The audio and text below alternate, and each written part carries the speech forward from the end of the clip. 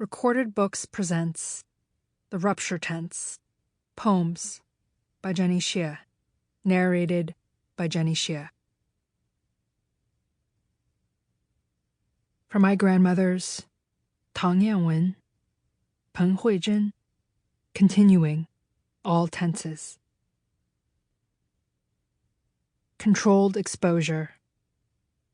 No matter how artful the photographer, no matter how carefully posed his subject, the beholder feels an irresistible urge to search such a picture for the tiny spark of contingency, of the here and now with which reality has, so to speak, seared the subject, to find the inconspicuous spot where, in the immediacy of that long-forgotten moment, the future nests so eloquently that we, looking back, may rediscover it.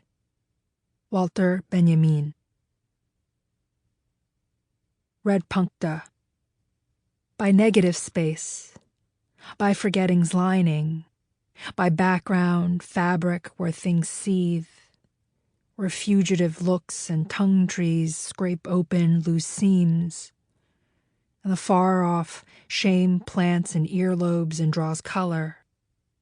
See how the background leaks out watery faces that haven't been rifled through, such as the man in the crowd of thousands running his tongue over the film scarring his teeth, such as the woman, her fatty lids betraying her drowsing.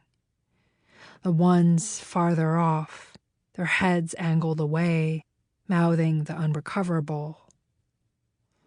The background is milky fog, is solitary, is sight that is untold.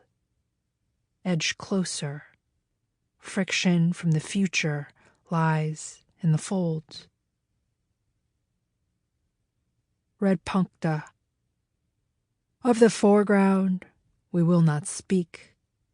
Look past the blotted figures, stiff line that parts glaucous air from ground's teeth. Forfeit faces, a light instead on the thin twine that screws hands together. Gelid landscape, chromatics at life's edge, those pant bottoms burnished to a peasant gray.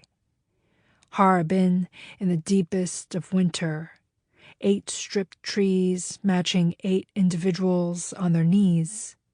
Close the book, they disappear. Open it, they're upright again. A stone turned over, red. Beneath it, what we must speak for. Growing lather sloughed off the dead. Memory Soldier. In June 2020, the photographer Li Zhenshen died on a hospital bed in Queens, New York, of a cerebral hemorrhage at the age of 79. Torn color, that red of clots, flags, armbands, of ropes of firecrackers that irradiate the past, of eardrums, blasted doors to the mind, of all that drains from opaque masses. With the passage out of life, memory images spill over an unarticulated margin, dragged across from the warm retinal currents of those who remain, and carried off is the purest of memory, anterior to image, which once swarmed like river water between the red banks of him. Boyhood. He worships films with such fervor he pays for cinema tickets by collecting the aluminum of toothpaste sleeves, brushing profligately on occasion to amass more tubes, to his grandmother's alarm. Times when he couldn't afford a ticket, he stood outside the cinema just to listen to the sound of the film playing. There, his imagination grafted to the movement at the source of what he heard. When his friends emerged from the theater, he pressed the damp skin of their version against his own. Years later, as a government-backed photojournalist, he made his own theater Sample complete.